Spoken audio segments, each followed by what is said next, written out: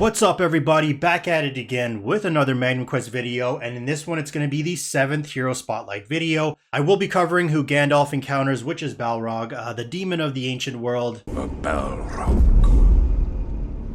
a demon of the ancient world. I mean, that was a mistake, but I mean who Wyndon encounters, which is Katos. But I mean, even in his story, they refer to him as Balrog, plus the Searing Whip of Hell.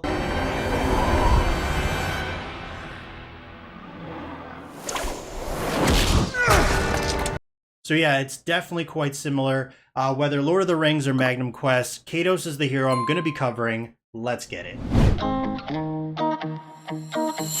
So I hope everyone has had a chance to make it to floor 60 of the ongoing Fairhaven trial event. If you go beyond that, thumbs up to you because it completely flips the switch in terms of difficulty. It takes a lot of time and effort to make it to floor 100, but anything after 60, high five, and I would have made the rewards a lot better than a simple border. That's just my giraffe 2 cents. Okay, so for Katos, why is it that he's seen more playtime now than when he was first introduced? I think Katos and Amirrr were introduced January of this year. I don't think anything has changed with his skills since then. Maybe it's because before global release, there wasn't like a crazy amount of late game players. So I don't have the connections I have now, or be this far into late game myself. But I think it's when they introduced the new rune stats, specifically hit ER, which I'll cover that in a few. But first, jumping into his gear set options, I see only one option right now. And the set that I go with is the Courage set. This set gives at 2 set pieces, you're going to gain 6% attack. 3 set pieces, you're going to gain 20% def. 4 set pieces, you're going to gain 15% HP. The reason why I would go with this is because it gives a tiny bit of attack, which Katos has skills that have values based off attack, such as his skill Shield of Fire, def for survivability, and HP also for survivability, but it syncs up very nicely with one of his star map active skills, which I'll get into in a bit. The other set I suppose you might utilize on him is Guardian if you have limited options. This set gives at 2 set pieces, you're going to gain 2% health recovery a second. 3 set pieces, you're going to gain 13% minus physical damage taken. And at 4 set pieces, you're going to gain 20% critical resistance. Definitely not an appealing choice here, but it does add survivability stats compared to Fury, which has hit, crit, and minus physical damage taken. I don't think I've ever seen Katos missing his ultimate silence, so I've never utilized hit by choice. Plus, if I really need it, I can get it from his star map. I've seen players say it can miss. I know there's heroes who seem to have ultimates that never do, like Osishi, so not entirely sure on this one. And then crit is another stat I don't want or need on him, which I'll get into when discussing his star map as well. Moving over to rune options, Katos is not a DPSer, so that's going to rule out the red attack rune and leaves the green energy or blue defense one. I honestly don't utilize many blue runes. I think off the top of my head I might have one on Fair and Rickers, but only of silver rune quality, because energy is more important with heroes whose ultimate is their deciding factor. So in this case, Katos' ultimate, silencing the entire enemy team, that's the deciding factor and it's busted. Because of this, I go with the green energy rune. This allows him to gain energy quicker, getting more ultimates off, and with the right stats on the rune, results in basically permanent silence of the enemies. Stats to be looking for on the rune are hit ER, hit ER, hit ER, basically a lot of hit ER. Get all the hit ER you can. Unfortunately for me, I only have 1 stat of this on this rune. With a lot of hit ER, which means hit energy recovery, it's going to be crazy for him. So when being hit, and because you typically run Katos with Dracula, he's in the middle of the enemies getting hit by multiple targets. Getting to full energy is quite simple. You blink and then he's full again. If you lack rune materials for the reconstruction process, to try for replacing stats with hit ER. Other options would be like attack ER. It's not as effective for him, but still boosts energy recovery and can work as a mix option with hit ER. Definitely said that a lot already. And then maybe minus damage taken, whatever it may be, general, physical, or magical, and then hit. If his ultimate can in fact miss, maybe I'll try to look at this more closely, as sometimes it's hard to see with all the effects going on. I record our video, I even zoom in like 200%, so it's just very hard to see. And considering this rune does have hit on it, even though I'd gladly drop that for another hit ER, I do recall testing this with another that didn't have any, and I didn't seem to notice a difference. He was still hitting his silences. So yeah, I might have to look into that a little bit further. I get some questions asking what is better, attack ER or hit ER, and like for what hero. How I look at it is like this, there's different situations. I feel for tanks, so like Katos, Alden, Harry, hit ER works better in PvP and PvE non-boss situations, because the more enemies means the better chance utilizing the hit energy recovery, the stat boost that you get. But on bosses, such as with Harry, he is a required support due to how valuable his ultimate is. I would lean more so with attack ER because it's only one enemy. He's going to be getting hit less frequently. So that's why the rune you see here, I think this is better statted for Harry on bosses, but you go with what you have to work with. Attack ER in general, I find works well on heroes that are in the backline, because they're going to be taking less damage for the majority of the fight since frontline takes the focus. They're going to be the ones getting hit more frequently. So like Gosishi, attack ER is very good on her because her ultimate is OP, just sleeps the entire enemy team. Stacking attack ER builds to it faster. As for the rare rune stats such as haste or steal, it's not needed on Katos, nor would I suggest deconstructing these specifically for a rune for him, save for more optimal heroes to utilize these stats. So yeah, my runes suck, I know that. Definitely if they got some holiday sales going on, which focuses on runes, I'm probably going to grab those up because I'm hurting right now. Runes are just, yeah, my runes suck. So moving over to, so diving into his star map, before going into the first tier of selectable options, the first active allows him to decrease the defense of all enemies by 3%. This syncs up perfectly with the setup I run him with and what many run him with in late game, which I'll get to later. In the bronze tier, here's where this is going to be kind of like a question mark because I've seen players build him all three ways. Either focusing all on attack, all on HP, or all on def. I'm just going to talk about what I think the two more popular options are, which is going to be attack and HP. So I run him with full attack. I always go attack if it's an option. So I would go with attack here, and then this is where I do something a bit different than other heroes. I go attack again instead of crit or crit damage.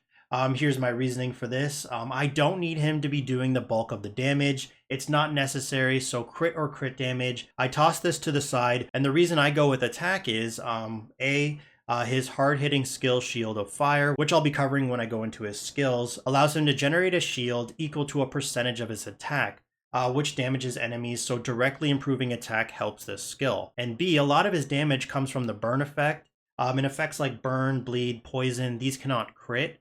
So once again, directly improving attack helps boost this damage. And then here I went with attack. And then here I went with crit resistance. And my reasoning is yes, in PvE, the enemies do have crit. I don't know how much they have or how their scaling goes as you progress further into the game. But this is definitely handy for PvP because you know many players will have crit stats on their runes and Katos is crazy in PvP. As for the bronze tier active skill, I think there's two options you can go for here. Well, at least the ones that I've seen players use. The option I go with is Shield of Inspiration. When activating the ultimate skill, which he will be doing a lot of if you're fortunate enough to have a decent amount of hit ER on his rune, the hero gains a shield whose capacity equals 8% of his max HP. And this lasts for 5 seconds. So this is essentially up all the time based off how quickly you refresh his ultimate. Now here it says equal to 8% of his max HP. So this is why I mentioned HP being one of the two more popular options of building him. Instead of what I did and take attack, you can go HP, and this will directly sync up if you choose this option as his bronze active skill. Otherwise, you can get HP stats from ascending him or for gear, whether that's going from 4-star to 5-star or enhancing a piece as that increases the overall stats. The other active skill I've seen players use is Hardened Shield. When acquiring a shield, the hero gains one additional random buff. Can be attack, defense, accuracy, and dodge. The same buff can stack up 3 times and last 8 seconds. So the main reason I opt to stay away from this one is due to the RNG, which is randomness of the buffs, and also for the fact that it's based off when he acquires a shield. An energy rune only helps build up to his ultimate faster, which isn't a shield. Haste directly lowers the cooldown of your hero's skills, so he would have his Shield of Fire skill up faster, but you don't get that haste stat option until in his gold tier. And for many players, this will take a very long time, and for some, it may never happen. So you're relying on other heroes to provide this for, like an example, Arthur. But Arthur, no one's going to be using Arthur in late game, so I just feel like stacking up the random buffs will be too hard. That's just my opinion, but personally, Shield of Inspiration I think is the option here. Moving over to the silver tier, similar to the bronze tier, here I went with attack, here I went with dodge. I know dodge is your hero's ability to dodge enemy attacks, and seeing how you want Katos to be hit to utilize that hit ER stat on his rune, this might be counterproductive, but I haven't seen much of an issue with this. Comment down below your thoughts on this if you've done some testing and noticed a difference in his energy gain. If it's noticeable, I might consider switching this to maybe minus magical damage taken. Definitely not crit damage resistance, that's not worth it. But for now, I'm just going to stick with dodge. Then for here, I went with attack. And then here's another note up for discussion. Physical damage or hit. So I went with physical damage because like I said, I'm not worrying about crit chance, so crit damage wouldn't make sense to me. However, cycling back to when I was talking about if his silence misses, hit is a solid option. I just look at it like this. If you feel your Katos is missing his silence on enemies, then take hit. If he isn't, then take physical damage. I find hit, while being a useful stat, it's all over the place in terms of what heroes actually need it compared to others. Example, Fair is just a frustrating mess with his ability to land his pull. And then for the final option, I went with attack. Once again, if you were focusing more on survivability with HP, then you would just simply take HP when it was available. As for the third active skill, Blessing of Power, increased survivability, it's good, it does its thing. Moving over to the gold tier, here I went with dodge, then attack, then dodge, and then haste, which is an added benefit to movement speed, attack speed, cooldown of skills, which I mentioned, but this doesn't include his ultimate. Hit might be viable here, but anytime I see haste, I will take this. I've said it before and we'll say it again. Haste trumps all in just about every scenario. There are exceptions, but yeah, it's mostly just going to be haste. I think once again, you're going to have two active skill options here. The one I would go with whenever I get here is going to be Amirrr of Confusion. Each time the hero is attacked, it lowers the accuracy of all surrounding enemies by 40 points, meaning 40% for 3 seconds. This skill can be triggered at most once every 5 seconds. It's a similar situation with dodge, meaning you want your Katos being hit to utilize energy buildup, but you don't want him getting hit all the time because then he's just going to die. You want him surviving for as long as he can for his silence, so it's kind of a weird balance you're looking for between getting hit enough, but not enough so that you die. Like I said, I haven't had an issue with energy based off the rune I'm using at the moment. So that's why I like this skill, because it not only affects him, but your other heroes as well, as those surrounding enemies will have reduced accuracy. Plus every 5 seconds is a low cooldown, so this is going to be super helpful for the entire fight. The other option I think would be Hand of Blessing. When the hero activates a shield, its capacity increases by 50%. So there's some like terminology differences to be mindful of here.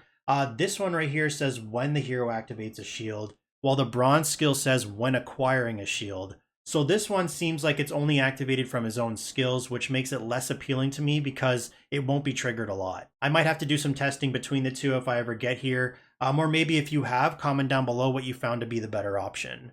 I don't think Weakening Touch beats these other two. Each time the hero is attacked, it lowers the attacker's attack by 2%. This effect caps at 20%. I think it's just inferior to Amirrr of Confusion because the enemies are still hitting you, so your team is taking damage, but with the accuracy debuff, they have a chance to miss entirely. So for me, Amirrr of Confusion is the current winner. Alright, so now let's get into his popular setups. He's not meant for DPS, so we don't need to focus on boss setups. Let's go with PvE non-boss related first. So typically my setup would look something like this. It's very similar to what I mentioned in the Lycidas Hero Spotlight video. You have Dracula and Katos in the front. Hero positioning here depends on the enemies. You want to have your Katos opposite the enemy who you want to follow him as he is teleported. So in this example, it would be opposite the enemy Fair. Sometimes I'll change this setup. Maybe instead of doing Dracula, I'll do Harry plus Fair. Or I'll do Dracula plus Harry. So you got some variations here. You got some wiggle room if you've invested into certain heroes over others. Backline is your typical Phi, Sir, Ion. Hero positioning once again depends on the enemy. Sir typically is in the middle, giving the best chance for your frontliner to get the heals and damage to the enemy, but there are times you may need to move her into the corner pockets, either in the left or the right. Say the enemy has a Carlotta, and you're going to want that Carlotta to jump onto your Sir because she's able to tank those hits better than Ion or Phi. Ion is pretty much non-negotiable here. You need her plain and simple. Phi, on the other hand, I swap depending on the situation. With Osishi, when more CC is needed, meaning lockdown of an enemy or enemies, or even Amelia, since her haste buff is consistent throughout the battle compared to Fi's, which is just at the beginning. Plus, she has some decent utility and damage. Due to the combat rating minimum requirement in this game, it makes things a bit harder to do so since my Fi is decently invested into compared to those other two heroes I just mentioned, Osushi and Amelia. So for the most part, I do use Fi. Moving over to PvP. Now, I'm not an expert here, like I've said before regarding PvP. Generally, I use the same setup you just saw, and I mentioned in the Lycidas Hero Spotlight video. It's going to be clickable at the end of this one since I've referred to it a couple times now, since this was the last one done in the series. The reason for this is because Katos, once again, silence is busted, and what it comes down to of versing another Katos, it's basically which Katos gets their silence off first, typically decides the outcome of the battle. I've slowly started to try and understand the PvP mechanics a bit more, but for now I just go in with the basics and just pray for the rest. If you have any solid PvP setups besides what I just showed, and don't mind sharing, because I know there is competitiveness in this game, especially with Battlefield of the Gods or the Floating City Ladder, leave a comment down below so others can check them out. Because I know making 3 defenses for the floating city, like I just said, is a pain, and that's really where it all matters, or if you're lucky to qualify for that Battlefield of the Gods. Moving over to his skills, we have Unholy Assault. Katos deals damage plus additional based off his max HP and applies the burn effect. The burn effect cannot be dispersed. Enemies also lose 50% defense suffering from the burn. This is huge. So this is where you can see the 2 ways I mentioned building your Katos come into play even more. Going attack improves the burn damage, while HP improves the additional damage. Searing Whip of Hell, upon Katos' death, if enemy heroes boss excluded with less than 50%, this will be once you unlock level 3 of his skill, which is at 276, I believe. He chooses one enemy and instantly drags him down with him. This is where you're going to see a lot of his damage numbers spike if he utilizes this skill. If no enemies are below 50%, then damage is dealt. It's a crazy skill and super useful for enemies like Sorsha, as she has annoying resurrections because when she takes fatal damage, she goes into bear form, and then when she takes fatal damage again, she goes back to her original. And then Ekra, of course, no one likes Ekra. Basically an overall awesome skill. However, it is bittersweet because when he does fall in combat, you don't get that silence anymore, so you want to hope he survives long enough for your team to take out at least a couple enemies before he does fall. And then Shield of Fire. Katos generates a shield to absorb damage equal to his attack. This shield can also not be dispersed. While active, it deals damage to surrounding enemies. One of the main reasons why I went with attack in his star map, as well as with the burn effect like I've mentioned. I find his survivability is decent with the setup I mentioned, so added damage I do tend to favor more.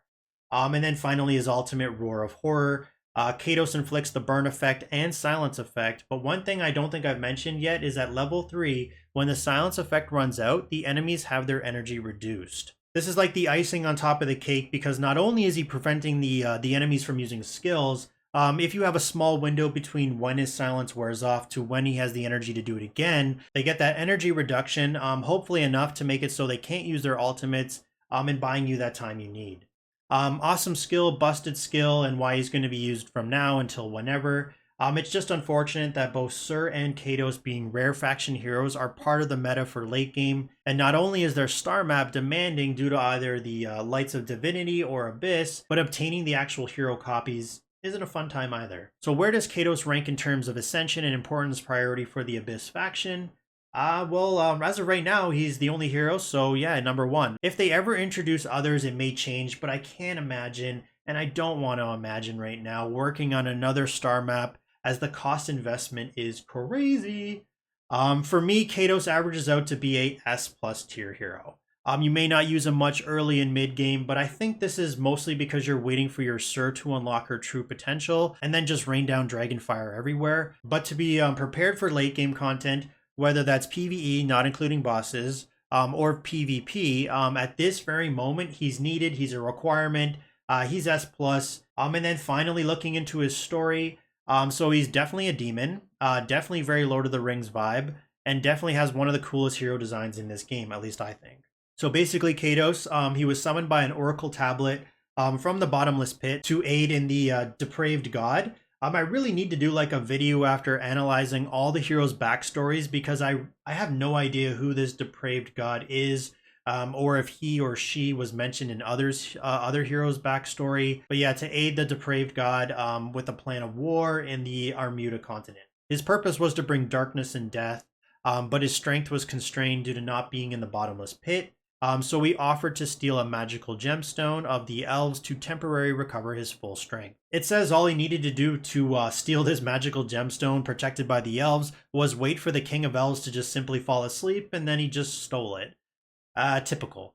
Katos became all-powerful, helped the depraved god with the dark army conquering Amirrr, and then it just simply says the depraved god was sealed, Oracle tablet was destroyed, and then Katos disappears back to the bottomless pit, I'm assuming. I got lots of questions here, lots of empty areas I don't really understand, so yeah, I might need to do some kind of like a lore video for Magnum Quest for this all to make sense. For a skin idea, I wouldn't mind seeing maybe a different variation of colors. I'm not exactly sure what kind of alternative you can make to a demon based off this hero model, so color variation would be neat. However, I wouldn't pay for this simply because it's just a color reskin. I would hope for it to be available for free like the Fang skin was in the Under Palace.